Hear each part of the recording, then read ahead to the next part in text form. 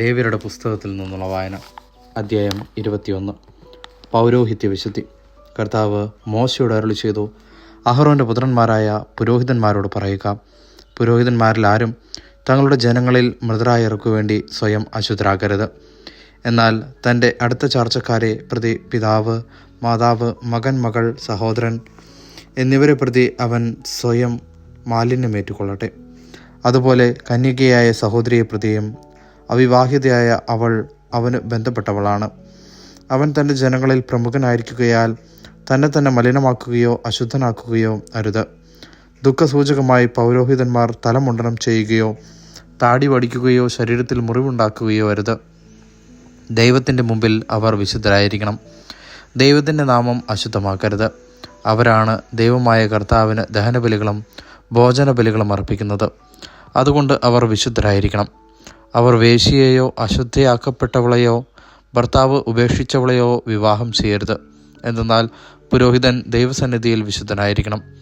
നിന്റെ ദൈവത്തിന് കാഴ്ചയപ്പം സമർപ്പിക്കുന്നതിനാൽ നീ അവനെ വിശുദ്ധീകരിക്കണം. അവൻ നിനക്ക് വിശുദ്ധനായിരിക്കണം. കാരണം നിങ്ങളെ വിശുദ്ധീകരിക്കുന്ന കർത്താവായ ഞാൻ പരിശുദ്ധനാണ്. പുരോഹിതൻ്റെ മകൾ പരസംഗം ചെയ്ത് തന്നെ മലിനയാക്കിയാൽ അവൾ തൻ്റെ പിതാവിനെ അശുദ്ധനാക്കുന്നു. അവളെ അഗ്നിയിൽ ദഹിപ്പിക്കണം. അഭിഷേക തൈലം തലയിൽ ഒഴിക്കപ്പെട്ടവനും വിശുദ്ധ വസ്ത്രങ്ങൾ ധരിക്കാൻ പ്രതിഷ്ഠിക്കപ്പെട്ടവനും സഹോദരന്മാരിൽ പ്രധാന പുരോഹിതനുമായവൻ തൻ്റെ തല നഗ്നമാക്കുകയോ വസ്ത്രം കീറുകയോ അരുത്. അവൻ ശവശരീരങ്ങൾ സ്വന്തം മാതാവിൻ്റെയോ പിതാവിൻ്റെയോ തന്നെ ആയാലും സ്പർശിക്കുകയോ അവയാൽ തന്നെ അശുദ്ധനാക്കുകയോ അരുത്. അവൻ വിശുദ്ധ സ്ഥലം വിട്ട് പുറത്തു പോവുകയോ ദൈവത്തിൻ്റെ വിശുദ്ധ സ്ഥലം അശുദ്ധമാക്കുകയോ അരുത്. എന്തെന്നാൽ ദൈവത്തിൻ്റെ അഭിഷേക തൈലത്തിൻ്റെ കിരീടം അവൻ്റെ മേലുണ്ട്. ഞാനാണ് കർത്താവ്. കന്യകയെ ആയിരിക്കണം അവൻ ഭാര്യയായി സ്വീകരിക്കുന്നത്. വിധവ, ഉപേക്ഷിക്കപ്പെട്ടവൾ, മലിനയാക്കപ്പെട്ടവൾ, വേശ്യ എന്നിവരെ അവൻ വിവാഹം ചെയ്യരുത്. സ്വജനത്തിൽ നിന്ന് ഒരു കന്യകയെ വേണം അവൻ ഭാര്യയായി സ്വീകരിക്കാൻ.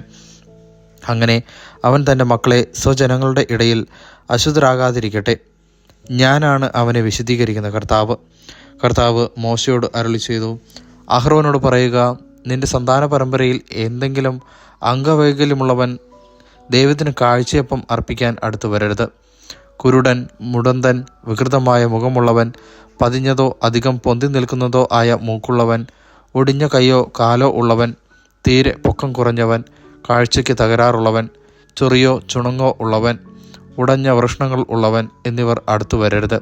പുരോഹിതനായ അഹ്റോൻ്റെ സന്തതികളിൽ അംഗവൈകല്യമുള്ള ഒരുവനും കർത്താവിന് ദഹനബലി അർപ്പിക്കുവാൻ അടുത്തു വരരുത്. എന്നാൽ ദൈവത്തിൻ്റെ വിശുദ്ധവും അതിവിശുദ്ധവുമായ അപ്പം അവന് ഭക്ഷിക്കാം. അവൻ ബലിപീഠത്തെയോ തിരശീലയെയോ സമീപിക്കരുത്. എൻ്റെ വിശുദ്ധ പേടകം അശുദ്ധമാകാതിരിക്കേണ്ടതിന് വികലാംഗൻ അവിടെ വരരുത്. കാരണം കർത്താവായ ഞാനാണ് അവയെ വിശുദ്ധീകരിക്കുന്നത്. അഹ്റോനോടും പുത്രന്മാരോടും ഇസ്രായേൽ ജനത്തോടും മോശ ഇക്കാര്യം പറഞ്ഞു. ദൈവവചനമാണ് നാം കേട്ടത്.